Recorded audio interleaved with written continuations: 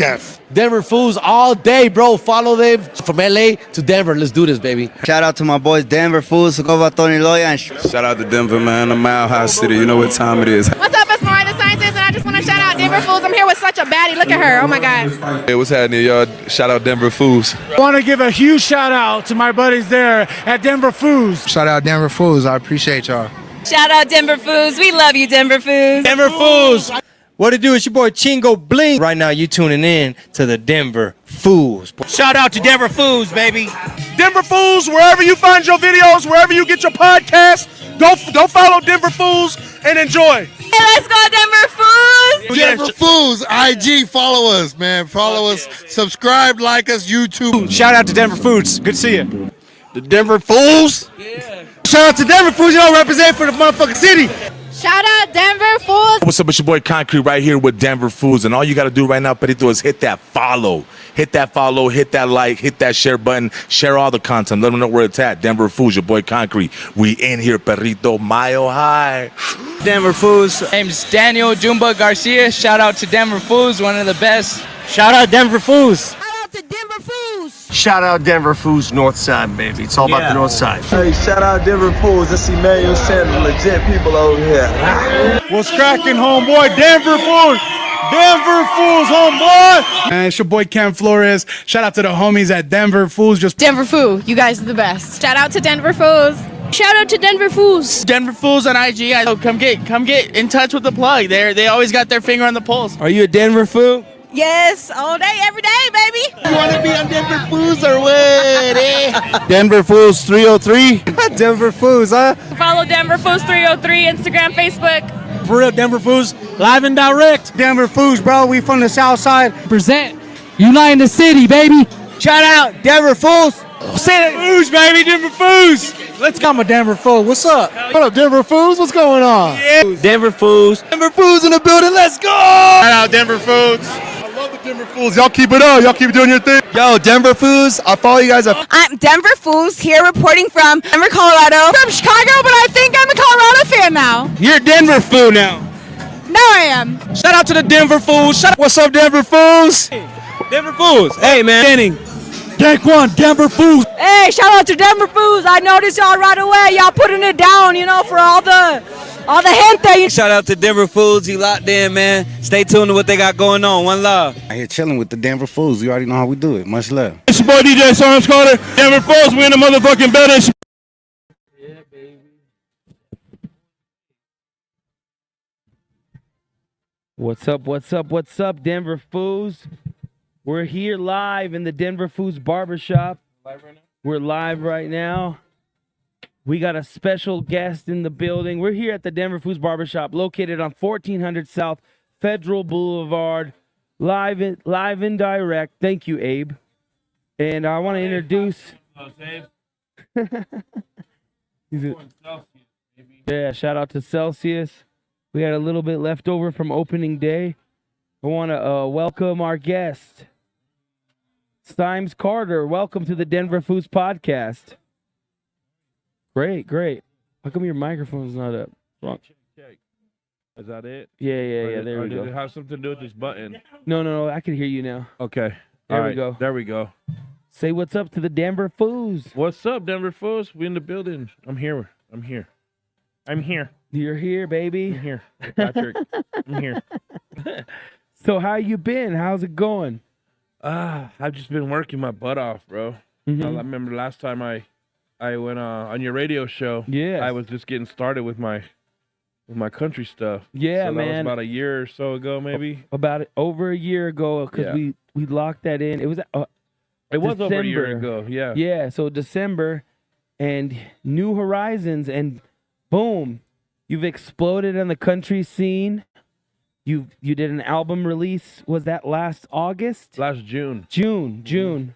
We were there for the album release party. It was an epic event night. Dope. There was so many different legends in there and people. Yeah, it was awesome to see literally people that supported me when I was the DJ. Yeah. Symes Carter. Well, I'm still the DJ Symes Carter, but when I was, the Ratchet Hip Hop Club DJ, you know, like I didn't ever think they were gonna come support me. And like I just saw people there, you know, homies from the hood, you know, that you wouldn't even think listen to country or anything like that. So it was dope, man. I was really, really happy. And then I just headlined my last show at the Hangover right here down the street. Yeah. And man, that was good too. A couple hundred people came out. It was like, oh hey, you know. Yeah. Cool. I got the support from the city, so that's what's up. You've even toured. What are some cities and states that you've toured? Well, you know, you just toured. You know, I'm always gonna go back home. So New Mexico, you know, a lot of places in Texas, Amarillo, definitely Amarillo, Nebraska, Phoenix, Vegas, a lot of little cities in Colorado. Shout out to Alamosa, by the way. Alamosa gets down, man. In the valley over there. Oh man. yeah, man. Yeah. I mean, sure. Definitely. I mean, Denver, the state of Colorado, we are in the West. Mm-hmm. My grandma, she used to play music all around the state of Colorado, even going to Wyoming and Nebraska. And she used to play a lot of Spanish music, a lot of New Mexico Spanish music, and a lot of country and Western. Yeah. So it is not a crazy thing for the state of Colorado, the city of Denver, people to support country music because it's very engraved into our culture. Whether even in Spanish culture, like my grandma was playing. Who were some of the people that she would play? Abe, I can't think of his name right now. He's like a super Hank Williams. Hank Williams. She probably like Dwight Yoakam too. Yeah, probably you know what I mean. Randy So, Travis, George Strait. even though, Right. even Patsy though, Cline. That's the old country. Yep. yeah, even though, you know, pop music has kind of dabbled into country as far as like Lil Nas X. I mean, you got a lot of people doing the crossover stuff. For some people, they don't realize in our culture, even in New Mexico, people from New Mexico, like country music has always been around, correct? It has. So the thing with that is like now it's real hot. But I think the difference between right now and back then is that people like us, you know, like gente, you know, blacks, you know, people like us can actually relate to it right now. You know, Correct. back then, I mean, they liked it, you know, but they just didn't want to bump it around people because it was like maybe too redneck for them or something. So now it's like, oh shit, you got artists like Jelly Roll, you got like Shabuzi, and like Morgan Wallen. Like Morgan Wallen he's like us, bro. He's from the hood. Morgan Wallen's hood. Morgan Wallen's hood as hell. He's not normal. He's not like a typical country singer. He's just like us. So I think the stories he tells, stories that I got, you know, there's other guys out there, Sean Macca, Chris Detroit, other guys that are on the come up like myself, that are Latino country artists, and man, I just think that people like it, you know, and if you listen to my album, I know you guys have, but like if people listen to the album or whatever, it's actually I'm really singing. I'm not rapping. No, I'm not rapping or yeah. anything like that. So it's been cool, man. It's been a good ride. I've been enjoying it. Yeah, It's a good crossover for me to. Yeah, no, I could hear it in your music. You mentioned on our radio show that you've implemented just some of your inspirations of R&B, of some Country. and country, and it does. You have your own sound and your own flavor of country music, and it's a beautiful thing. Appreciate it, bro. I tried to mix. You know, I grew up listening to George Strait a lot, and then like my favorite R&B group was Jagged Edge. Yeah, That's what I said. So, Nice. growing up singing like R&B hooks for everybody, everybody was always like, "Bro, you sound like Jagged Edge. You sound like the guy from Jagged Edge." Or when I was a kid and I had my own band or whatever, I wanted to be George Strait. So, if you listen to me now and you know those artists, you can hear it. Okay, that's what he did. You know what I mean? So yeah. Trying to incorporate it into the music. It's great, and people that grew up on that can appreciate your music, and it's just, I mean, we live in such a great time, I think, where, you know, we could enjoy everything. We have a buffet of so many things as far as somebody want to get that? Okay, it's okay. I mean, shout out to Sean Mecca. I just got his camera shot out right now.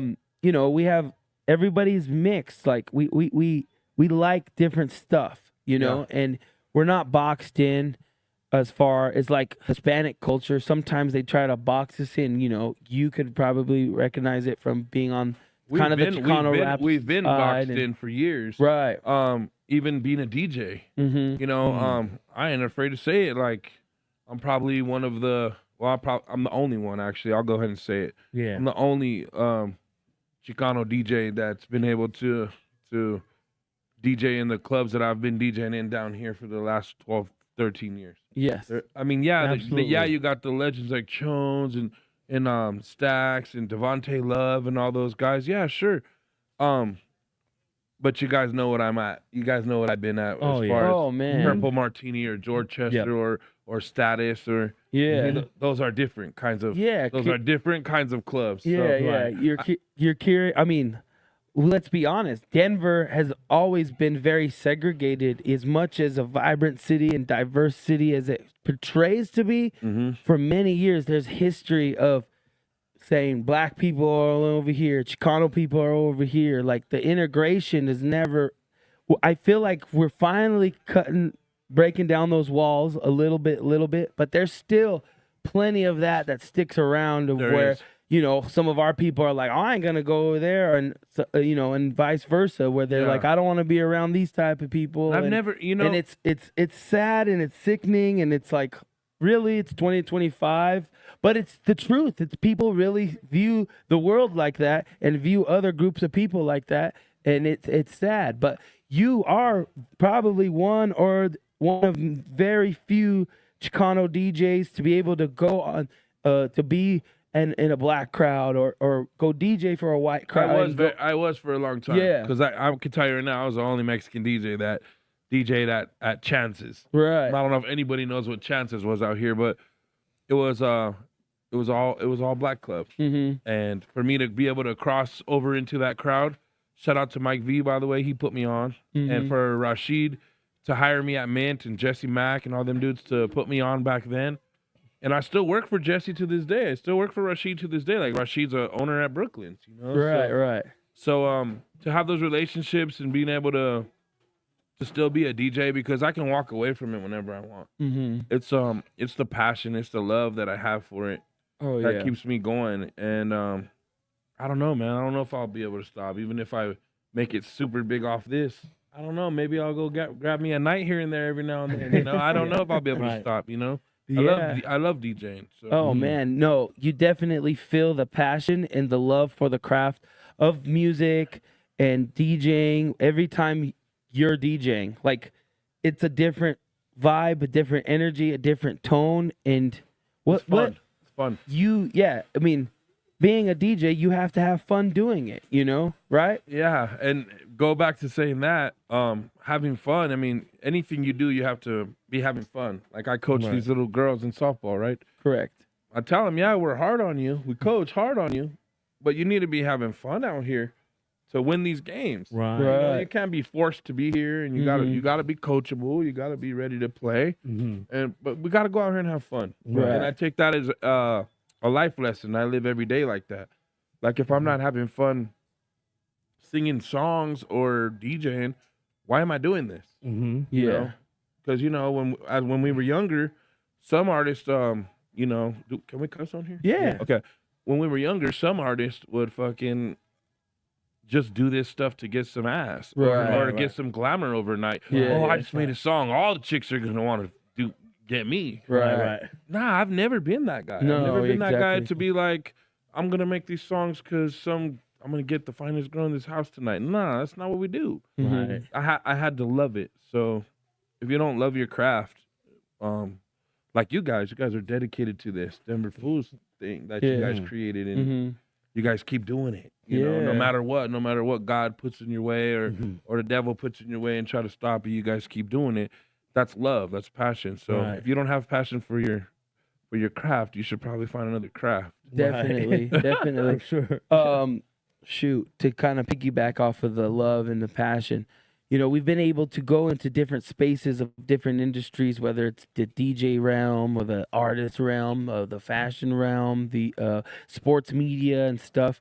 What advice could you give to some artists, DJs, people that are seeking? You said do it for the love. I feel like right now there's a lot of people in the city, in the Mile High City, and they want to have unity. They want to like basically put on for the city and then because nobody's really ever popped out of Denver for a lot of things. I think they have, but silently, or like people didn't realize like, oh, they're from Colorado or they're Yeah. But I feel like we might be on the cusp of a lot of talent and a lot of people breaking. We are, bro. Like we have one of the biggest artists here with one of the biggest songs to ever come out of here, and nobody knows it. Right. You know what I mean? Yeah. Shout out to Creepa. Shout out to Creepa. Like yeah. I'm gonna tell you right now, like 83 billion streams. Right. I produced the record, so I know how many streams it had. Yeah. 83 billion streams, and damn, it's like if you go tell somebody that in Oregon or anywhere, or Kansas or nothing, they're gonna be like, "Oh, I didn't know he was there." Yeah. I don't know. Yeah. I didn't know it was that guy. Right. That's the man. It's like just going off what you said. That's crazy, bro. Right. And there's other artists here that blew up out of here too, like that group 303. Yeah. And, who else has came up out of here? The Fray. Pretty Lights. Yeah. More- But I think Colorado's on its way, bro. They're on their way. I think. Right. I think we're gonna be good over here. Definitely. We just gotta stop firing our coaches. Oh, No, I'm just kidding. That might have been a good move, though. You never know. We don't know what was going on in there. Right. Yeah. So- So my main thing, since you brought it up, Okay. I know you said you didn't want to talk about it. We'll go into it a little bit. So my thing is, I think Michael Malone. So the Michael Malone got fired from the Denver Nuggets today. 3 games left in the season, right Yeah. before the playoffs, Stupid. which is crazy. For a lot of Nuggets Nation is really like, what the fuck is going on? And that's me too. I was like, what the hell is going on? But I think it's a pure example. Michael Malone is very loyal to his players Yeah. and having that belief in his players. And ultimately, loyalty is what made him lose his job because he was so loyal to certain lineups and certain guys, he would rotation players and believing in them. I mean, and it paid off when he believed in Jamal Murray. And Jamal Murray came back after his injury, and they won the championship. But, there was times where, like, it had to go down. This is my theory. It had to go down to the Joker, where the Joker's maybe seeing some favoritism, or I'm not, or like, you're working me and I'm doing all this work, but you're not keeping these guys accountable. I think Zeke Naji and Russell Westbrook had something to do with it. Right. Because I think those are 2 stupid pickups. Just as a coach. Okay. I'm just saying. I'm looking at a coach point of view, right? Right. These guys have no help on defense. Definitely. Jokic is outstanding at offense, but we all know how slow he is, and he does not like to get fouls. So he does not block shots or go up against him. He's not like a Watson. He's not like a Peyton Watson. Right. Peyton Watson is nasty. Right. We lose that kid, we probably lose our whole defense. Right. It's a defense thing, dude. The last 4 games, we've lost by what? 5 points, 10 points. Yeah. When we're ahead 15 points Right. in the half of the game. So Definitely. But I think that was a test to him being loyal to these guys, like Zeke Naji. That to me, Zeke never really produced enough for him to. He was a none and done. Like he was never like had a good year or a good stretch. But him being loyal to these guys, maybe on a personal level, because he was really connected with all his players. Whether it was a Monte Morris going to where he was from and giving Monte, water, going to Serbia, dedicating his time and having that loyalty. And where even in my personal life, I've realized having too much loyalty to the wrong people, the wrong things, can be detrimental to your job and then losing your job, So, I mean, because to me, from the surface, from what I see, Michael Malone is a really good dude. From what it seems like, but we don't know. He's the first coach to ever win a Nuggets. Yeah, and he's the first coach to win. So it's championship. Yeah, man, I don't know if I would let that guy go. Exactly. I mean, that's some Raiders bench shit. is he gonna be on firing tomorrow? your coach? Yeah, Whose bench is he going to be on tomorrow? The Chicago Bulls? Firing your coach, this late in the season is just kind of crazy, and it looks like they don't have. But then I could refer to the Showtime Lakers. We just watched that documentary. What happened? Do you remember what happened? I'm sorry. The Showtime Lakers with their coaching situation. Right. With who? With Pat? Yeah, when Pat Riley finally became the coach. The system just wasn't working. You know Kobe wanted Pat Riley. No, this was the Showtime, like Magic Johnson. Speaking of Lakers, we got some toilet paper over here. Let's go. Free toilet paper. No, but it's just crazy right now. 3 games left, and they did that. I don't know what to expect. Let's backtrack to what you said. You asked me a question. We went off track.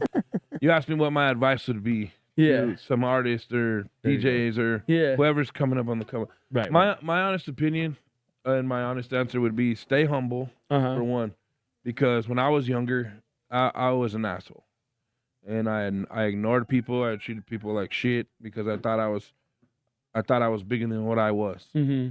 And a lot of people have that attitude in Colorado. Right. I'm not gonna lie. Mm-hmm. I think there's somebody, man, boy, you ain't never even been out here. Right. So you can't act like that, you know, for one. And I'm man enough to admit it now. I'm sorry to anybody I ever treated like that, because you never know what position those people are going to be in later on down the road. Right. You know, that guy I treated like Dookie could be a program director right now. Correct. And I need his help. Yeah. He ain't going to help me. Mm-hmm. You know what I mean? Right. Yeah. It could be an artist that I ignored, I didn't work with or something. Like, you just got to watch how you treat people in the world. And you never know down the road if you're going to need them. So that's one. And another thing, too, is, like, be coachable. Mm-hmm. Be coachable. If you're learning from an OG, or if you're willing to take info, do it. Right. Take advantage of every opportunity that you have to get to the next level, because life is like a game, bro. And if you're playing, let's say you're playing, we'll go back to the old school. If you're playing Super Mario Brothers, right? Yeah. And you're on your last man. That's what we used to call it. My extra man, my last man. Yeah. If you're on your last man, okay? And you jump down into the little part where you die. Yeah. Mm-hmm. And you don't pass the level, what happens? Over. You die. Mm-hmm. Right. So that's the way I've been looking at life lately. Like, I got to get to the next level. Right. If I don't pass this level, I can't get to this level. Right. So, you know, just take advantage of your opportunities, be coachable, and stay humble. Because if you're not, I promise you, man, someone's going to come right in there and just take your soul. Right. Definitely. Easy. Yeah, that's great advice. I mean, to piggyback off of what you said, being coachable, I just posted something today on my personal page where it says, just because I give advice doesn't mean I'm smarter than you. It means I've made more mistakes.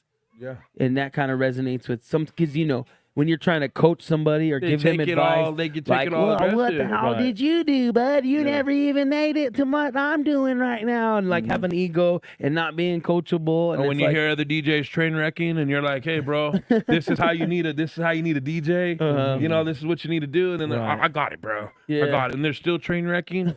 So, listen, because you never know, because I'm the type of guy that can DJ with my eyes closed. Yes. You know what I'm saying? I don't even need headphones. I don't need nothing like that. Right. And you don't need that with Serato these days. You can literally hit the sync button if you want to be a smart ass and just DJ, you know? But there's a lot of little DJs that I've been bringing around me and showing them things, Right. Dom Easy's one of them. Shout out to Dom I've Easy. always worked with Josh. Josh was with me Saturday. Shout out to Amazing. Yeah. Them two, DJ Deuce, Dom P, Shout out Don P. another DJ, so he might be the second Mexican DJ that's able to tap in. Yeah. Right. I said I was the only one. Well, he's on the come up, and he DJs with me sometimes, so I can tell when I DJed with him this last Friday for opening day, I can tell that he's escalated. Right. He's mixes were on point, and that's from DJing with all kinds of dope DJs. Yeah. All these guys. Just soaking up that game. DJ on mute. He's a young kid. yeah. He's like 20 years old, Yeah. and he's on the come up, bro. Yeah, for sure. This thing's got me burping. Is there liquor in here? No, I'm just it's playing. fit. It helps you lose weight. Hey, no sugar. But he's on the come up, and he's really good. And he's 20 years old, and he's able to go back to like the 80s.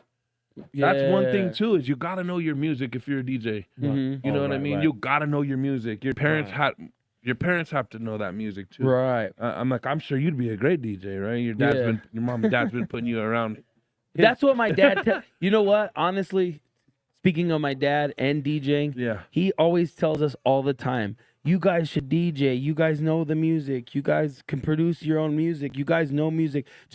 And you know what? I'm just too lazy to learn how to work the turntables and all that. That's probably mostly my thing. Is just more of the technical side of doing it. Yeah. But you know, I mean, it's an art form too. So I mean, I have a lot of respect for the art form and the craft, like something that you do. The art form about DJing, it's not even scratching anymore. Yeah, Because when you're in the club, who wants to hear scratching? Right. You know, Right, like you want to dance. You know what I mean? So Right. It's got to be very the minimal. art now is like the mix. Yeah. Right. Okay, so you got to know the music. So let's say I'm playing Too Short, Blow the Whistle. Okay, what song am I gonna play that sounds good with Too Short, Blow the Whistle? That's the next part of the art of it. Right. What's gonna mix into that and go in so perfect? And you have to know this off the top of your head. You can't be sitting there scrolling through the computer. Right. We're in 2025. You can't let the whole song play no more. It's got to Right. be one verse, one hook, Uh-huh. maybe a half a verse, and you're in the 8-bar intro onto another song. What song would you mix into Blow the Whistle? Let's see. I don't know. I can't What tell comes you to right your now. head though? If you're doom, He totally got me on spot. I mean, what would hit you right Oh, there? man, I next? I'm going Drake the Motto maybe. I'm going something that's I'm similar going to the some, Bay yeah. Area, Cali stuff. Yeah, I'm going to some Mac Northern Dre Cali, maybe. yeah, yeah. Something cool. Poppy. In and out. So Yeah. I think you can do it. I'll show you. You're a jerk. We can do it live right here one day. and Yeah, I'll yeah. show Or you how to play some DJ. jerk stuff. Some bro. of the Mustard stuff. Because DJ Mustard, he gets a lot of inspiration from the Bay. And as Kendrick, like all that whole album he just They came took out. all Bay Area It beats. is all man. Bay Area It's all stuff. E40 style. Yeah, Peekaboo is yeah. like straight. Yeah, that's some straight Keek the Sneak. Yeah, is that his name? Yeah. Bro, they took that whole sound, and what Mustard did was crazy. So it's like the TV offbeat. Dun, dun, dun. That's Superman, bro. From when we were kids. All he did was chop it. Oh, wow. Okay. You know, all he did was chop it and play it on the pads, and put that Bay Area. You're right. That's cool that you called that out, because I've been trying to tell my little daughter that. I'm like, look, they stole this sound. You can't tell kids that these days. My mom used to do that to me all the time. I hear like Juicy on the radio by Biggie, right? And my mom would be like, you know they stole this, right? Yeah, now and you're you play another version of it, and I didn't even care. And then now I hear all these new rap songs, and it's all stuff from our childhood that was already stolen before. Right. So everything's just getting recycled again, bro. I feel like, but in our era when they were sampling stuff, they were doing it more creative. Now they're just throwing the beat on the back and just rapping over it. Sometimes it's just like what was the Freaka League beat was like used by 5 different rappers. Yeah. But see, they're adding drums on top of it, though. Yeah, You know, like but it's not my as, type. You know, Yeah. my type. You know, like they stole that. It's the same thing. Like I even heard a rapper steal Nelly Houghton here, bro. And Was it was it not NBA And they Young put Boy or something? I don't know what they did, but they messed up the song. Yeah. You know what I'm saying? Right. But the younger kids like that Yeah, I weird mean- offbeat rap stuff right now. Oh They yeah, like the Detroit style kind of sugar free style Blueface, rapping. bro. Blueface. Yeah, I don't understand. I've never understood that because I don't know. I just never. I don't. But I think that is one thing of where we're at with music and stuff. Like we don't. Okay, when we were coming up doing music, we had like the older of like I need to hear real hip hop. Like if it wasn't sample jazz beats and all that type of shit, then it was like what you're making right now is trash. And we were making like the Bay Area sound, the Mustard on the beat, like all that kind of more just stuff like that. But funny you said that because I grew up in Albuquerque. I grew up in New Mexico. I grew up in I grew up in the hood, bro, over there. Shout out to Jeffrey Paglia. I see you on here right now, bro. But I grew up in Albuquerque, and I was always into music. Like I said, I had my own band when I was a kid, and then my mom and dad got divorced when I was like 11, 12. I joined a gang. You know, I started coming up like that, and then, bro, I started making beats with these kids, all these runaway kids. Shit. You know, my homie Mob and Ozone, all these guys I used to roll with, and I was making the type of beats that are out right now. yeah, Right. And everybody told me I was trash. oh my god, They're like, you're trash. ahead These sound too futuristic. Wow. They sound too gamey. Yeah. Uh-huh. They You were didn't ahead of sound. your time. I was ahead of my time, and I Yeah. go back now, and I'm like, I can literally pull a beat up I made when I was 14 years old, and it sounds like something Little John put out when I was like 18 years old. Right. So I knew I was on the right path. Yeah, You know what I mean? So that's like one of the things you got to just believe in it and just keep pushing. Because we're. It's funny that you said that. We feel the same way with our music. Mm-hmm. Like, Abe made all these beats that sound like the beats Kendrick is on, and we've been sitting on them for like 15 years. Where they at, Ed? You got one right now? No, You got them on your phone? They're at home on the computer over there. But just, like, because that was the era, like, the producers and music style that we looked up to was the Bay Area, was the Little Johns, was the super producer-esque. You were a West Coast kid. Yeah, So pretty you didn't much. really like the tropical. Yeah. I didn't really like that stuff either, bro. Backpack rap. Like, I'm not going to lie. I never really liked the East Coast rap. A lot of those rappers are rapping the same stuff. They're talking about bitches. They're talking about money. They're not so intellectual as people perceive them to be. And I'll be honest, I'll probably get a lot of hate for this. Like, okay, you gotta be honest. Wu-Tang Clan, they're kind of just frat rap to me. They're the original frat rappers. I only like Method Man, bro. Yeah, me too. I only like Method Man. And my boy Sosa Stacks is touring with Wu-Tang. And he used to live out here. But he's on the road now. Shout out to him, and he's rolling around with Master Killa and Ghostface. And all them dudes. I mean, maybe I was too young. I mean, I was born in 1990, but I just don't like it. I like the West Coast stuff, the Death Row stuff, Tupac. I grew up on that. But when I go to a Wu-Tang concert, it looks like I'm over at Improper City in 5 Points. So I mean, it just I don't feel like our culture is really connected, especially here in Denver or on the West Coast. I mean, respect to Wu-Tang. I'm not trying to diminish You're being their honest, talent. and everybody has to have a right to their own opinion. Let me ask you this: if you had to pick an East Coast rapper that you had to pick that from our childhood, not from 2000s or anything. Jadakiss. Okay, that's a good pick. Yeah, I've actually DJed for him before. He's cool. I like Nas. Okay. Oh yeah, for sure. So if I had to pick, I was trying to go deep in my bag, but yeah, Nas. I picked Nas over Jay-Z all day. The closest thing to Tupac on the East Coast, as far as similarities, and a lot of people think Tupac. A lot of kids right now, it's crazy, think that Tupac was whack. Oh my God. Oh really? If you look at forums online and you look at chat, a lot of kids think that Tupac was whack, and I don't understand, bro. My blood is boiling right now. No, I see why. Tupac is But why? God. What do you mean? See, to me, West Coast Tupac was God. always low vibrational to me. Okay, I feel that. To me. Yeah, no, I thought he was full of energy and crazy. Yeah. I mean, if I had to pick Biggie or Tupac, I'm gonna pick Tupac. I mean, I Get Around. I love that song. Like Get Around. Because you get around it. Favorite Tupac song? You got to name one, and you got to name one right now. Ambitions as a Rider. And what about our viewers? What's your favorite Tupac songs? Let's go. I need to see them right here. My favorite Tupac song is probably going to be Picture Me Rolling. Yeah. I mean, the whole All Eyes on Me. I just like when... I'm like, let's go rob a bike. Let's do something. Right. I mean, and who was the producer from the Dog Pound that did a lot of those? Oh, Daz. Daz. Yeah. He don't get enough credit. He don't, bro. He don't get enough credit. He does not get enough credit. My manager right now used to manage Dog Pound. So his name's Ghetto. Shout out to Ghetto. He lives in Texas, but he's managed everybody, bro. I mean, he's the one that got Mexican OT hot. You know what I'm saying? Yeah. And, I think you may have seen him.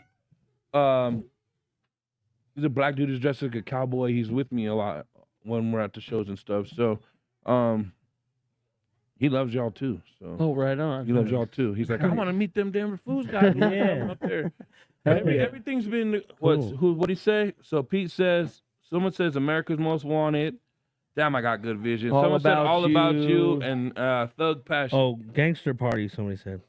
To Live and Die in LA is a classic too, man. But I ain't from LA, so I mean, I didn't really bump that much. But we lived in LA for about 8 years. Did you like it? Yeah, I enjoy the weather. But you wouldn't like it now, I bet. Probably not. After COVID, I heard some horror stories about. But yeah, we lived in the South Bay. It's not like it's disconnected from like Hollywood and all that bullshit. Right. But I think my favorite part of Southern Cali is a little area called Solana Beach. It's like outside of San Diego. Yeah. And the only reason why I know about that is because when I used to be producing for Little Rob a lot. You know, the Chicano rapper. Right. Right next to the Pacific, to be specific. He's from over there, something Gardens, like down the street. And he took me to his hood. He took me all there back when we were younger, and I fell in love with that area, bro. Like, if I ever go to Cali, I'm going there. I'm staying there, bro, in Solana Beach. It's sick over there. Yeah, no, San Diego has a lot. It reminds me of like a Denver, but with a beach, because the palm people trees. and it's yeah. Because the people more. I think more of the people. We used to spend a lot of time in Chula Vista. We used to go do a school tour out there, and we used to perform for the kids out there in Chula Vista. Don't take the wrong exit though. I went to a Bronco bar in San Diego. Yeah. So There's a lot of Bronco fans there. They actually purchased all the original, not all of them, but, you know, they sold them to a lot of people, but some of the original seats, like from the old Mile High Stadium. Yeah. So they had those in there set up, and it was cool, man, because I was in San Diego. Yeah. And Rob is a big Chargers fan, so we went to go watch the Chargers. Of course. Yeah, we went to go. That's when they were still San Diego Chargers, so we went to go watch them at the bar, and it was fun, bro. That's crazy. Yeah, we got into a. Were you guys Bronco fans when you lived out there? Oh, of course. I've been a Bronco fan my whole life. My parents had season tickets. They passed them on to us. We would still fly back and go to the games, and So you we would still go to have those games. tickets now? Yeah. So Abe, when you're sick, I'm going. All right. Okay, I'm going. We'll just give you some. Yeah. Fuck Oh, it. I need some. We'll just go. Don't worry, we'll all go. We're right on the rail. We're right in the family section, section 101. I've been a diehard Bronco fan. My dad is actually born in Denver. Oh wow. He was born at Denver Health. Oh damn. And my aunties and stuff too, but I didn't know that till I was a little older. Oh wow. Is that how? So how did you come to Denver? I mean, I consider you a Denver Here we go. Foo. Let's get into it. You've been a Denver Foo. I mean, through and I've been here through now. 17 years. Yeah. And I came here because of my girl. She came out here and I followed her. Oh and wow. We freaking started a family, and I grew up without a father figure, and I just didn't want to. I could have easily. I have an older daughter that I didn't get to raise, and it breaks my heart every day. She lives in Mexico. She just turned 18. Oh wow. I haven't seen her since she's 2 years old. She's probably gonna watch this shit. So, I didn't want to do that again. So I stayed here, and you know, I raised my kids, and I'm still here. And I had to make I had to start over, man. I mean, I went from sleeping in mansions and big cars and houses with pools. I mean, I went from living off record label money to coming out here and sleeping off of Colfax and what's that, Perry over there on an airbed. Man. And I had to start all over. Right. And that's why I haven't left Denver, because Denver, yeah, there was some people that didn't like me, and I'm pretty sure they still don't like me because I came out here and I'm not from here. Right. And I took jobs, you know, I did things, you know, like that, and they probably don't like me still. Right. But I love them, no matter what. Yeah. You know what I'm saying? Yeah. I've been trying everything I've ever had bad blood with, bro. I've been trying to sweep under the rug for years here. Okay. You know? Yeah. Like there was a point where me and a couple big dogs out here just didn't like each other. And just a couple years ago, I reached out, and we swept it under the rug because we're grown men, and we're both here. Right. We're both putting on the same place, because not only am I from Nuevo, not only am I from New Mexico, but I've been here 17 years. This is my home. My kids are born here. Yeah. My family's here. My immediate my family, like in my household, like my family's here. Right. Yeah. There's no way that I'm not going to represent Colorado either. You know what I mean? I mean, we're right next to each other, dog. Right. You know well, what I mean? So we're basically the same thing. We're basically the same people. We are. I mean, people don't understand. You go there, you're 5280 also. And people don't know that the elevation. Oh, right. They don't know that. They're like burp, burp, burp. Right. Yeah, no, like a lot of Denver Foos are, us included, have roots to New Mexico. Like my grandma was born in Aguilar, New Mexico. Then they moved to Trinidad, Colorado, the San Luis Valley. So northern New Mexico, southern Colorado. Like I mean, Mora and all that. it's like it's ancient territory for our people. It is. You know, it's sacred land that Yep. they just put a line through. So They put a border. Yeah, they Right. put a border. So, you know, our people have been here since it was before there was even a border or a flag over their heads. Then there was the Spanish Empire. And then for about, 50 years, 20 years, it was Mexico. And then it became America. And so Benny you know, knows so his shit, bro. so we have this connection with So you got New Mexican blood in you. Yeah, All yeah. you guys got New Yeah. Mexican. Hey, we're Uh-huh. family, dog. Yeah, you're my cousin, bud. I heard like in 1912 they started blocking off.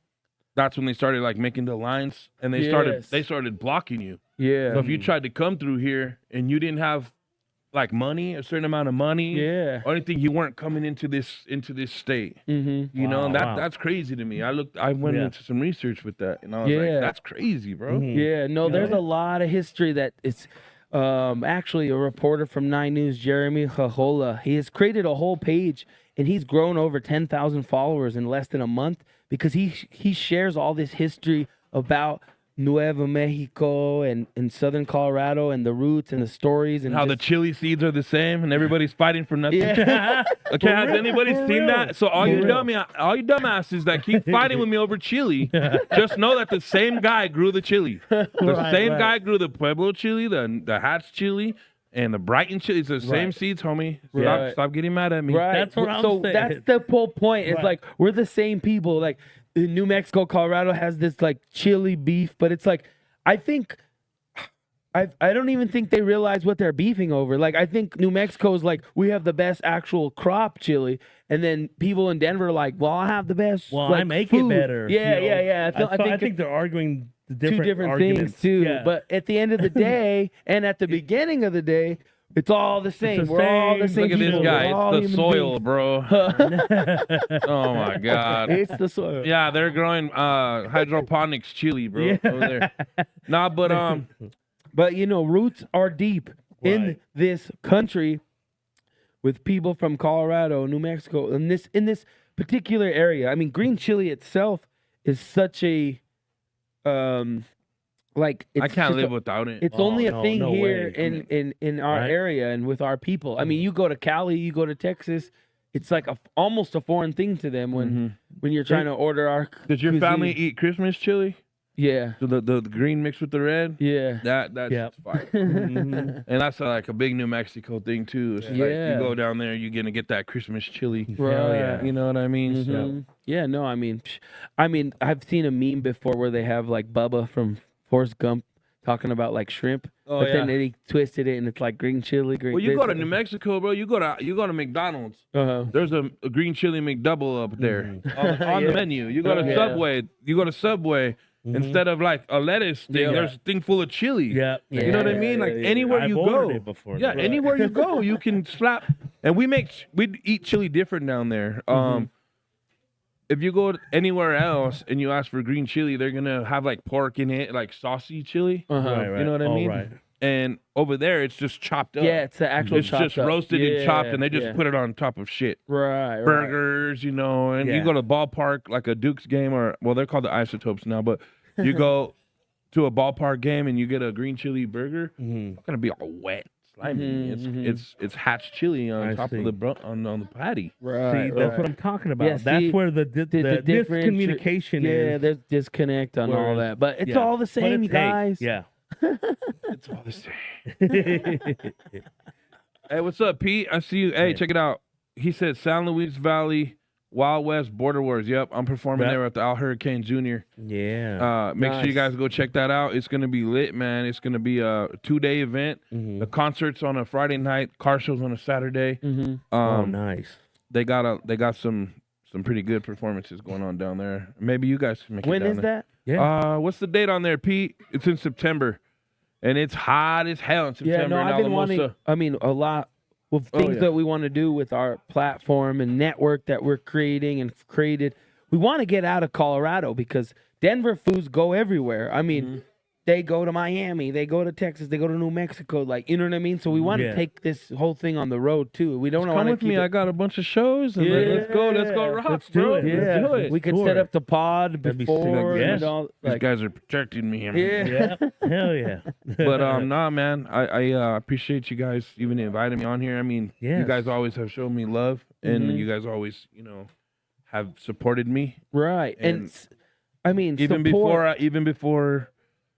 even when I first came here, you know, I still remember those days. You know what I mean? Yeah. And it's been cool, man. It's just been I'm working with your cousin a lot now with Tomasito. Yeah, tell us about that. I mean, Me and we Thomas- had our little interview, but I haven't really put it out. I've been stacking content and getting really behind because it's just been a busy couple of weeks. Working with Tomasito has been great. He doesn't get the flowers he deserves out here. Right. But when I first moved here, he's like the guru of nightclub. Like every spot he walked or he had was popping. Right. And I wasn't even DJing yet. I was just grabbing the mic every now and then, MCing. I think Chones was the DJ at Sangria's. There was another guy, I forgot his name. This little bald dude, man. I forgot his name, little Mexicano dude. Julian or something, or something Juan or something. Juanito. DJ Juanito. That was his name. But no, dude, working with Tomasito has made my value go up. I'm not even gonna lie. I mean, I was DJing at this spot and I was getting people in there. It was cool, but it was just a hard location. You've been there, you know, off Broadway. Yeah. In Brooklyn. Right. It's just a hard location to get anyone to go party at. Yeah, just parking sometimes. And in Albuquerque, me and my boy Six were doing these 30 and up R&B nights, just R&B. Right. And I was like, man, I wonder if we should try that in Denver. And then I put 2 and 2 together, and I'm like, why not do old school and R&B? Yeah. And bring the other crowd out that hasn't came out, because I've been DJing downtown all these years, and I have not seen any of our crowd go down there. Right. They won't. Yeah, no, Right, they right. won't. They won't. There's no Exactly. parking. It's violent. You know, Right. it's stupid down there. You know what I mean? So. And too young. I mean, you know, some people graduate to a different crowd. I mean, that crowd, you know, they don't want to be around all the young punks. So I started doing business with him. I think the first thing we did at Sangria's was we brought Baby Bash and Little Rob for Lowrider Magazine after party. And then over the years, you know, I started DJing. DJ Devontae Love actually put me on as a DJ out here. Nice. He would take his little breaks and then let me DJ on his equipment. And Wow. But I already knew how to DJ from being younger. But I mean, he literally gave me the chance in Denver. Okay. Same thing with like Scratch G. You know, I can't sit here and not give these guys their props because they DJ Stacks. You know, those guys. Shout out to They Stacks. all let me DJ on their equipment. I didn't have equipment yet. Wow. That's new to me. I didn't. You know know that. Manny from Primetime with the Chicano bike run. The owner. Oh yeah. Okay, yeah. so Manny, nobody knows this, so let's go ahead and talk about it. Manny wanted me to be his DJ so bad at Primetime that he bought me my own He bought me my first turntables. He bought me 2 Technique 1200s. Wow. And a mixer, and I became a DJ that very instant.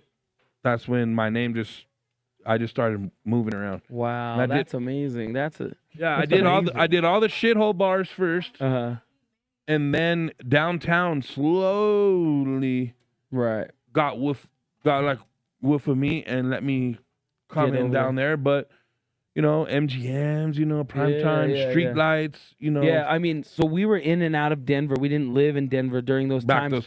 But I remember hearing that you would be at MGMs or Primetime.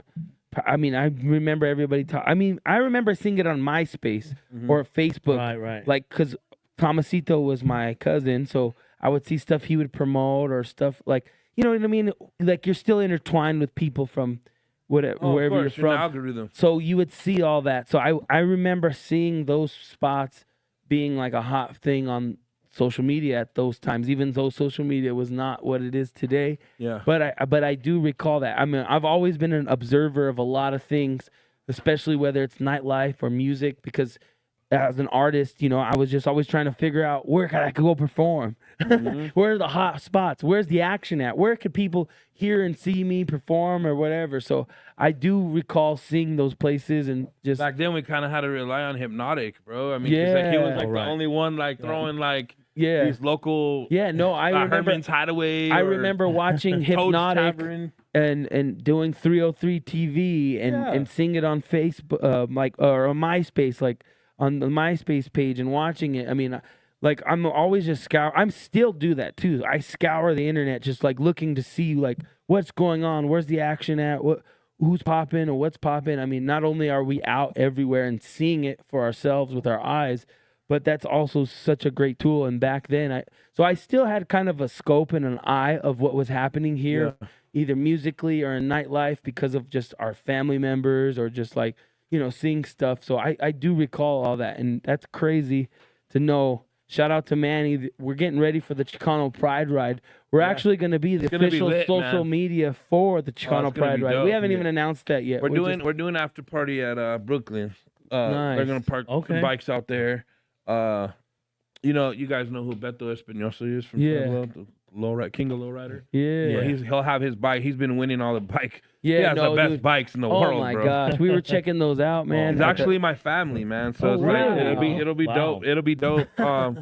They love the old school night. They like those guys like to come jam the old school, man. They like that is so cool. Commodores 50 times in the night. But nah, man.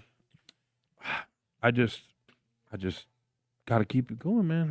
All of us do. We gotta keep it moving. Definitely. You guys are losing some good weight here. Thank you. I did Ozempic for a year. Yeah. I lost 91 pounds, and then I did keto these last 2 months, and I lost another 46 pounds. Wow, that's amazing, man. Congratulations. Wow. Because I really don't eat no sugar, bro. Yeah. Like I really don't eat no carbs. I go hardcore. I make my own taco shells out of cheese. It's a horrible diet, man. It's like, bro, I'm starving, bro. And I make all the hot wings in the air fryer. But when you get used to it, you really don't crave. You know what I mean? Right. Only thing I crave the most is old man drink, Mountain Dew. I don't know why. I never liked Mountain Dew as a kid, bro. Playing Little League, the coaches used to smack it down my throat. Drink this Mountain Dew, and that's nasty, bro. And that's hella nasty. Yeah. And about 2 years ago, I'm not gonna tell anybody my age, but I had a birthday, and that was the day I realized I'm old. I'm gonna drink Mountain Dew. It's just really good. I heard they invented it to mix with whiskey. I haven't tried that. I can't drink. I'm a cowboy, but I can't drink dark. I mean, I know I talk about it in my songs, and it should be vice versa. Because tequila should make me turn more Chicano than anything, right? Right. But tequila makes me happy. I'm a happy drunk. Yeah. I'm having a good time. I'm happy drunk. I drink dark. Oh, fuck. That mix can't come out of me, bro. We're gonna be fighting, headbutting glass windows. I think that's same here. Same with us. I think that's You the can't new drink Mexican in you, bud. Because my grandma's side, my dad's side, man, when they drink whiskey, they turn crazy. I can't do it. I mean, the last time I drank Crown or Hennessy or whiskey, Jack Daniels or anything, I literally had a demon in me. I got a story. What is this guy? I got a whiskey story. So me and this guy, we're at an MTV Awards party in LA, open bar. We go and we're like, can we get like a whiskey and Coke? Yeah. And they were giving Woodford Reserve, and they're like, I don't think you should drink this with this. It was one of them uppity things. And they're like, here. And they just gave us like a full glass. We were drinking that shit like it was beer. And we got so tore up and twisted that we fucking almost like started fighting each other because we were just so demented. But that's an example of like the whiskey. I think it's our new Mexican blood. Something I don't like that. the way it makes me feel, man. Right. I really don't. I feel like I start questioning, like, did somebody roofie me? Yeah. Like, nah, bro, ain't nobody roofing me, bro. I drank too much damn whiskey, bro. You know what I mean? Just a little shot, Hito. Yeah, nah. Let's plug in this show we got coming up. Yeah. Talk about all the shows that you got coming up. This one, I mean, you're staying busy. You're staying active. Have you released any new music? Yeah, I try to drop a song. I dropped 2 this month, and I dropped Out the Bottle featuring Dat Boy T from Houston, and then I dropped a 90s R&B remake that I did by Case. I'm Missing You. Oh, remember that? Standing here looking out my window. I used to burn that on CDs. So I sang it but country. I sang it but a country version, and Gabe Parker's on it from Texas. He lives in San Antonio. He's an awesome producer that I'm working with, and he has a nice country voice, so he's on the record with me. I got a new video dropping this Saturday to one of my highest stream songs. It's called Better. Ooh. I just dropped Only God Knows, so I'm just I'm just dropping them because why hold on to music if you're an artist? We're in 2025, right? It's not like I'm gonna go sell my CD at Brentwood right here. That's not gonna happen. Right. I used to. I sold 10,000 units in this parking lot. Yeah. 10,000 CDs I sold in this parking lot, and I got arrested. Damn. I got arrested outside of A Sports for selling CDs because they didn't believe me. It was me. Because my What? album had Baby Bash on it, Paul Wall, Trey the Truth, Little Rob, Chingo Bling. You know, my album had big names on it, Young Buck. Right. You know, like big names at this time. We're talking 08, Yeah, 09, this is bro. like then when those. No offense to those artists, but at that time, those artists were very prominent. Very popular. Lucky Like- Luciano. I mean, I had this Paula Dionda. Yeah. You know, like I had the real DJ Khaled album before DJ Khaled even existed. You like You in got the that game. Paula Dionda number? No, I'm just kidding.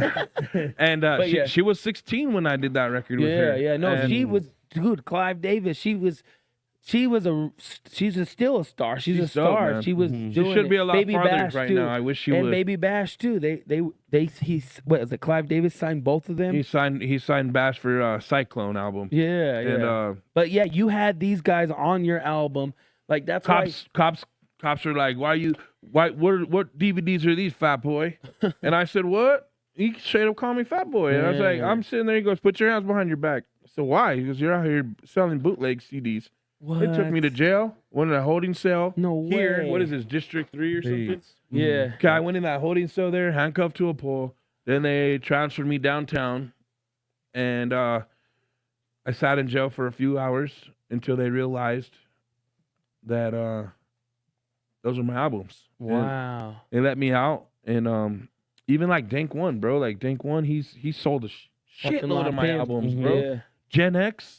CD Ico used to be in there. He used to have a CD store in there. Uh-huh. Yeah. This dude was buying boxes of my CDs off of me because they were just selling like hotcakes, bro. Nice. Wow. You know, and I had all the Little Rob albums because when I left the label back then, they just gave me boxes of CDs, and back then you can sell them. Like now, like I do get like the older people at my shows asking me, "Do you have a CD?" No, I don't. It's you gotta learn how to hit your stream there, miss. Right. But no. Yeah, no, but like you were saying, like just put it out because we Put it live out. in a time where you just need to put it out.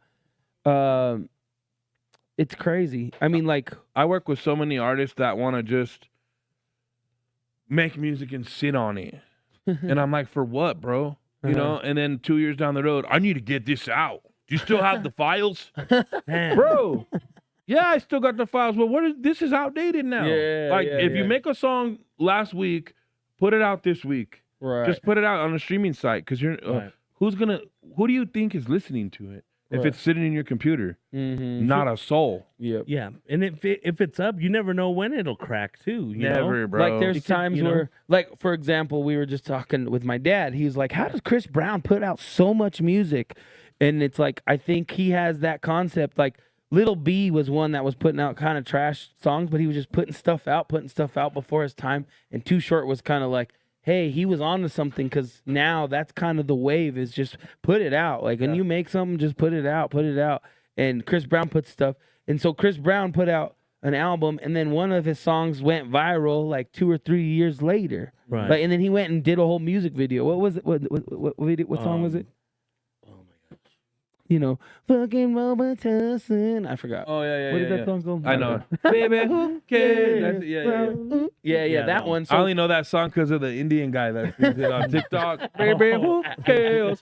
Hey, it's so funny, bro. Oh, that's It's right. so funny, That bro. one- yeah, but I mean, so some of these artists are just put that shit out because you don't know when it could hit. There's a lot of songs I can tell you right now that I know of that were like 5 to 8 years old that barely blew up 8 years, 10 years later. Oh yeah. Most of the songs are like that. Mm-hmm. You know what I mean? And some people just get lucky, bro. Right. You know, some people just get lucky, and those opportunities only come once in a lifetime. You got to take it, like I said, back to that. You got to take advantage of every opportunity that door opens for you. You have to, bro, because are you gonna get that again? Mm-hmm. You know, are you gonna get that again? You know what I mean? Yeah, Right. yeah. I mean, we're not promised every single day, so you know. I mean, who was it? Jazzy Jeff was saying like, you need to put your art out there. Like holding on to it sometimes, or like most of the time, you don't. There's no reason to hold on to your art. Like it needs to just go out to the world, and the whole point is to make impact, and impact people in a positive way. Hopefully, you know. Yeah, for sure. You have to, bro. You can't be lazy. I mean, I've been living off music for 25 years. Mm-hmm. I don't have a normal job. I don't go to a 9 to 5 every day. I don't know what that is. Right. I don't think I could ever. I used to. Yeah. I used to build houses. I used to lay tile. I used to weld. I used to work at Subway. I used to work at Burger King. I've had millions. I used to work at Big Old Tires. I used to work all kinds of places. I failed because I suck at working. Right. The only thing I'm good at is music. So if this don't work for me, bro, you possibly gonna be feeding me over there on Lawrence Street. Right. Like I might not make it. But that's why I'm destined to do this. I have to. Yes. I have to be somebody out of this one day. There is no if I don't do that. You know, because then my kids will be homeless. You know, my family won't have shit.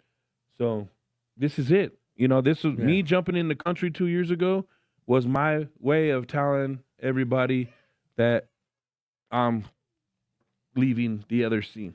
Right. Some people like it, some people don't. Some people hate on me. I see them talking shit about me on the internet, on posts, you know, clowning me for being a cowboy, you know, stuff like that. Just imagine hating on me, and I'm over here making country stuff. Right. You know, that is crazy, bro. Yeah, that is crazy. And I don't even care about the haters anymore. I think you're opening up a lot of people to country, though. Like, even like, because Ben's never really liked it, but then now he's hearing yours, and you bring that different flavor. Yeah, It's like, this is dope. I appreciate for it. him. Yeah. Especially So, Ben's obviously. listening to it. That's good. That's good, you know? For sure, you know? I just don't understand, man. Like, I'm not even worried about a hater anymore. You know, Right. I'm really not. I made a post, I think, yesterday about I it. seen that and I And shared it.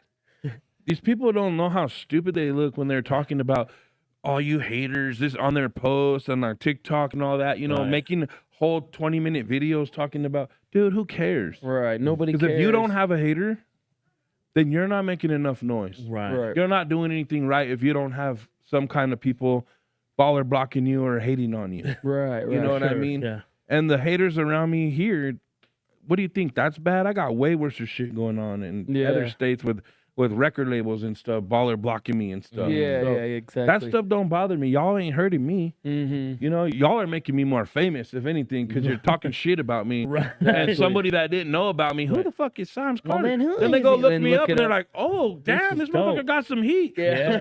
Go ahead, Exactly. keep promoting me. Yeah. You know, keep doing that. It's working real good. Definitely, yeah. Absolutely. No, I mean, shit. That happens all the time. That happens to us too now. Like, so, yeah, I'm sure you've heard people talk shit about me. I've heard people say Yeah, stuff about you know- y'all, right? Right. Yeah, And- like people. And well, I just stand there and I just go, these guys ain't even here. I bet you if they were here, you would shake their hand Right. and be around them and still not say nothing. Yeah, yeah, exactly. You know, Yeah. that's crazy to me. bro. Or no, you know what's the weirdest thing? Because since you brought it up, yeah. like I posted you one time, then somebody commented like something, and it's like, well, what? Why are you telling me this? What does this have to do? Like something they try to say something about you, and I'm like, this is okay. So people don't know. Like that's another thing. People don't know who knows who. We were talking about when we had Bub on the show. Yeah. Like just treat everybody cool. Like back to what you said. You don't know who you're gonna need here and there, and like people don't know. Like my relationship with you is I know you, and I know from what I've experienced from you, all these negative things that people say, I base somebody off of how they treat me and how I see them treat other people. Yeah. I've never seen you treat anybody bad. I've never seen you like they were trying to say you're racist. I've never seen you be racist towards anybody. Like, you know, in my experience, so I base it off of my experience and what I see. So like, and I don't base it off of what somebody DM'd me. I'm pretty instead. sure everybody knows that too, because if I was, you know, I wouldn't have the following that I have. Right. I wouldn't have the people around me that I have. Right. And I don't even have to say it, but far from that. Well, Definitely. And it's just idiots. But you it's know? just weird, like how talking out the mouth. somebody and- like people you've never met will like you think I'm gonna like just change my mind based off of like off of one comment or a DM. It's just very odd to me where people's logic. But I think it's just keyboard gangsters, keyboard or just warriors, people, or they're just like, someone you'll never see in public because you might just get smashed on, you know, something like that. So at the end of the day, like I said, I don't worry about what anybody say anymore. It doesn't bother me. It doesn't hurt me. Right. Remember when we were kids, sticks and stones may break your bones, may break my bones, but Comments should never. They hurt. don't anymore. And I used to let them bug me so bad growing up. When I was younger, I you're used to not human, sleep. though. I mean, I'll be honest. Sometimes it affects me. Sometimes, you know, but like I was it's so gonna tell stupid. him, dude. There's way more people that like you, that like what you're doing, than the ones that are hating. Than the That's such a two small that want to amount. hate on me. Exactly. Yeah. I understand and I get that, and that's why I've learned to just say, you know what, dude, I'm gonna still be me when I wake up. Yeah. Are you gonna stop me? Because you're gonna have to kill me. Yeah. Right. You're gonna have to literally kill me for Right. me to stop.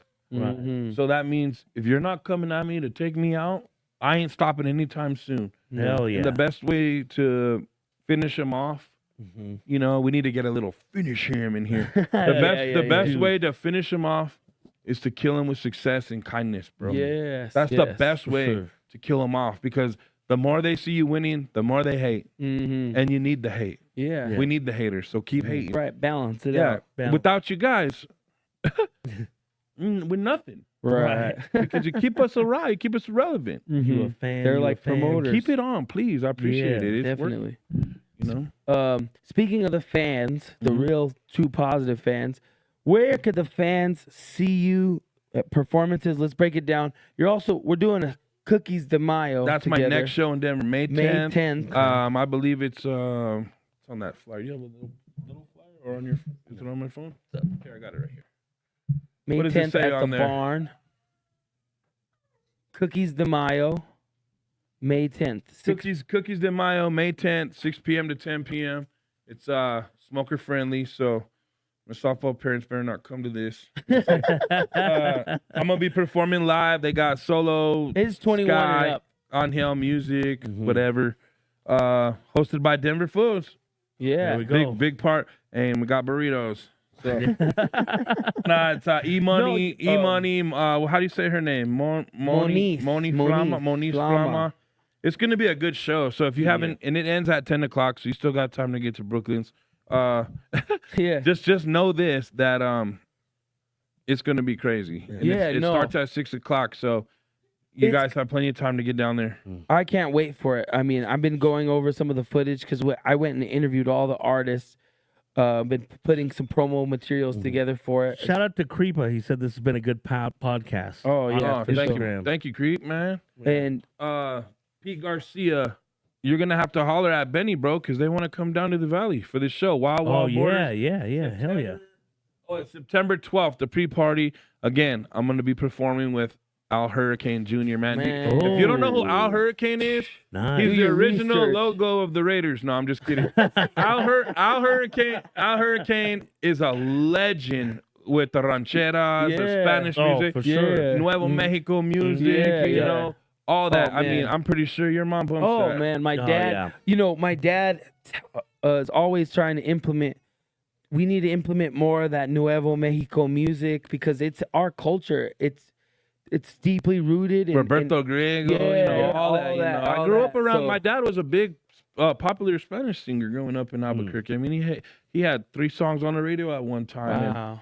I don't know if you know who Little Nice. Joey Familia. Yes. Yeah. Okay, well, one of the songwriters that wrote my dad's biggest song, like Nueva Vida, is the song it's called, Nine Lives.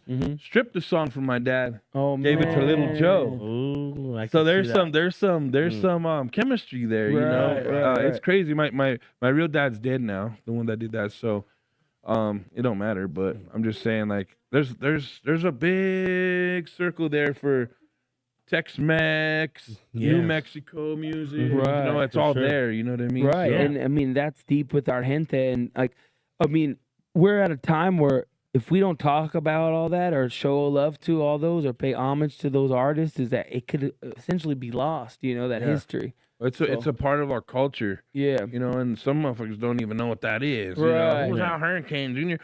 Dude, you wouldn't understand. Yeah. Even if you heard the music, you wouldn't Right. even know how to dance to that shit, bud. You know what I mean? Don't even ask me who it is. See, you got me living in Denver saying bud. You know, like I learned out here that soda's called pop. Uh-huh. Because back home, it's just like, you want a Coke? It don't Oh, matter. really? Yeah, it don't matter if it's Sprite or orange soda. You want a Coke? Ah. know what I mean? So over here, it's like, you want a pop? I'm like, a pop? The hell's that? Some kind of new strain I don't know about? Or they're like, you want a soda? Ways out. Or use. I noticed Use, here use. they use a lot. Yeah, like, yeah. where you's at? Where's you at? I'm like, I'm not by myself. What do you mean use? You know, where love you gonna yous. be? Where's Where's you? yeah, all use guys. And I'm Yeah, like, yeah. where I came from is like, what's up, eh? Yeah. You know, like, you know, what's up, carnal? What's up, eh? Like, that's Yeah, how they yeah. talk back home. Okay. And then they have a strong accent in New Mexico. Yeah, like, yeah. like, I heard you were down there, bro. You know, like, Right. oh, okay, all right. You know, then when I moved to Texas and I went like this to somebody, they don't do this. They don't do the Oh. bump. They don't do the bump. So when I lived in Texas, everybody would leave me hanging. I feel like an idiot. Damn. I feel like an I idiot. fucking hate that too. I'm in the always studio. I'm like, thinking, what's up? What's up? I mean, what's up, Bash? Bruh. Huh. What is that, nephew? They don't do that here. What is it? I'm like, okay, I What get is it. that? But left me hanging. Everybody would leave me Dang, hanging. yeah, in no, Texas. no. When you go around and shaking hands in every other city, that's a whole thing that you never know. You can never figure out. And like, so that's another thing. I mean, shit. Some people need to clip their nails too. I don't got no. No, nails, not dog. you, not you. No, not you. But I can't do it, man. I just cannot have.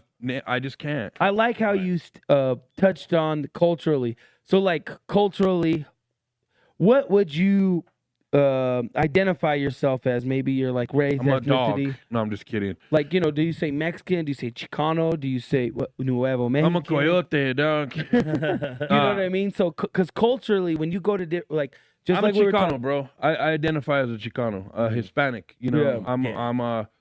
I got Spaniard. You know, I got that New Mexican. You know, my family has Spain in them. I gotta do that ancestry shit too because I know my dad was a quarter white. My real dad. That's how I got the last name Carter. Okay. And a lot of my family's from Chattanooga, Tennessee. And a lot of my family's from Taos, New Mexico. Yeah. Like my grandpa Symes. I'm named after my grandpa Symes. Okay. Never met him before or whatever, but he's a old little mean Mexican man, you know. They're all from Royal Hondo, Taos and all that. My dad's family, Paul Carter, whitest guy ever, was a truck driver. They're all from Chattanooga, Tennessee. So I had that country thing in me forever. There you go. Right. My grandma, she's passed away. Her real name was Mercedes, and she's straight Mexicana, bro. I don't know how her and my truck driver grandpa met. I don't know. I don't want to Right. say nothing. But I don't know how it happened. Right. What happened? We gotta just plug this in. So, but let me touch on this last topic about.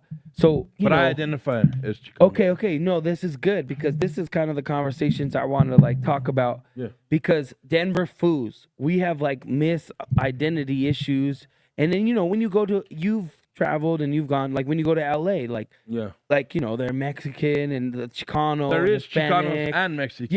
Yeah. So like and sometimes culturally people don't understand the culture that are outside of our culture, and even people within our culture don't understand Like the difference differences between like a Chicano and a Paisa. Yes. Yeah. Like, so what is that? Somebody's phone's going off. Oh, Or like the Edgar and the Pelon. yeah. See how there's so many dynamics and culturally, and then they try to box us all into Mexican, and you guys are all on the Cinco de Mayo show, and like. Yeah, okay, yeah. Now we're getting somewhere. So I mean, okay. We want to shout out our sponsors, SE Shirts and Hoodies. They provided this shirt that I got right here, embroidered. And my underwear. They do all of it. I just can't show you guys that right now. It's a thong in the front. It's a thong. It has a little pocket right there for whatever I want to keep stashed. Also, if you're feeling the vibe. Oh shit! Can I have one of these, bro? bro? Of course. We're gonna send you home with this La Fiesta salsa. It's an award-winning salsa. It's available at many stores or at La Fiesta Mexican restaurant. Take a shot. Want to take a shot, Ed? But you can't have this. This breaks your diet, huh? Right. Yeah. Yeah, tomatoes. But I still want it. You can take it to your family. Yeah. Oh yeah. No, it's bomb. It's bomb. What kind of chili did they put? New Mexico chili? I don't Ingredients. Know. Hold on. Let's see. What the fuck? It's jalapeno, man. Jalapeno. Jalapeno, and it's actually, bud, you can have this. No I way. swear, read the ingredients back there. Read the carbs and the dietary fibers and the sugars. Less than 1 gram. Ah. 1 gram there of you go. one That's gram not of bad. carbs. You can have that. Put it on your huevos Cool. way. Nice and hot. But so to break that dynamic, like, how do you ever catch yourself trying to explain yourself? So because as an artist, from everything you've done, do, every they've damn tried to box you in or box us in. To, I mean, I tell people all the time, we did music. We opened up for Lil Rob, Baby Bash. We were on the chorizo circuit. I remember basically. that, bro. You know, Yeah. that's the way I But describe that's it. our market. Yeah. I still do shows with them. Like I just had that sold out show at the DoubleTree, right? With Bash and Magic and Lil Rob, right? Right. So what do we got to do to break out to where people like, or is there anything we can do, like, as far as like? We just gotta just keep doing what we're doing, Right. Because everybody already accepts you guys. Mm-hmm. You know, it don't matter Yeah, what color they are, Mm-hmm. and everybody's accepted me right now as it is. Right, I right. got Chinese fans. You know, I got all kinds of different race fans. You know, Yeah. The black fans are messing with me hard right now with my country music. They're like, bro, them beats are slapping. Yeah. I got homies texting to security guards from my work. Bro, I bang your shit all the way to work. I'm like, what? Like the hoodest motherfuckers ever. I'm like, you like that? They're like, bro, you're telling a story. You talk about selling dope because you didn't have new shoes. It's like that's the kind of life we had. Right. So we can relate. We like that shit. You know what I mean? So yeah, let's do it. You know, what's up, Score Dog? I see you, baby. That's another Denver legend rapper right there, little Score Dog, man. Oh, yeah. See you, bro. Hell yeah. But nah. I mean, yes, I've been having to find myself, explain myself sometimes because I'm Right. boxed out. Mm-hmm. You know, and then I'm not very dark. You know, so my whole life everybody's like, call me a white boy. Right. You know what I mean? I did not grow up like that. You know, I grew up wearing a hairnet, Dickies, Ben Davis, you know, Jenkos, you know, you name it Results, JW. I mean, It's all you name it. I coming dressed back like now. a cholo. I was a cholo when I was a kid. You know, that's how I grew up. I was in a gang. Mm-hmm. You know, I grew up in the south side of Albuquerque. And, you know, the schools down, everything was just gangster back then. It's not like now, bro. Like now it's like they don't fight no more. They just shoot you right in the head. You know, you get shot by some guy wearing a pink purse. Like, you know, it's not cool. Totally different now. Exactly. Go ahead. What you got on Wait, there? with what? You on IG? Are you No. reading comments? Oh. No. I thought you were about to say something. No. Go ahead. Well, I mean, shit. Well, we want to thank you so much for coming down. Hell yeah, and bro. just spitting game, talking about your experiences, and man, you're killing it with right now. Hey, and bro, I we can't wait can't to do see it without more you what's guys, going to bro. happen. I with can't do it without you. I can't do it without them. I can't do it without anybody. Even these little gorgeous kids sitting here, your sister. I mean, I can't do it without anybody. It takes a team. Yeah. And nobody can do it by themselves. I don't care who you are. Right. I don't give a damn who you are. You can't do this by yourself. No. You got to have a good support system behind you. And when I took a step, well, I'm still on. Nobody knows this, but I DJ every Saturday night, live on the radio in Albuquerque and Las Vegas, Nevada. I just haven't been plugging it. Wow. Because I still love it, so I keep doing it. But I really want to go away, you know. But it's kind of hard. It's to have a mix show in Las Vegas, Nevada every Saturday night. I mean, that's big. You know, so you know what I mean. So I'm not just gonna let that go. Yeah. And you know, I can't do this alone, man. So I appreciate you guys always showing me love and letting me come on here and, you know, fuck with you guys. You know, Well, man, you're welcome anytime, all the time. Mm-hmm. Hell yeah, I Just appreciate let us know. Yep, for sure. What were we gonna say? All right. Nothing. We want to go to Ponchos right here. Have you tried Ponchos? Uh-uh. All right, guys. Okay, well, that's well, going to we're do gonna it for the Denver Foos Podcast. Thank you guys so much for tuning in. Thank Everybody you. on Facebook, Instagram, YouTube. Make sure you like, share, subscribe, all that goodness. And check Subscribe out to my Simon YouTube. Carter. Go see him in New Mexico. Go see him May 10th at Cookies de Mayo. Oh, in Nebraska, April 26th. I'm coming. Royal Grove, Chris Detroit, myself, Adrian Garza, all country show, baby. Come check it out, Nebraska. Let's go. Hell Right yeah. on, baby. We Lincoln. out.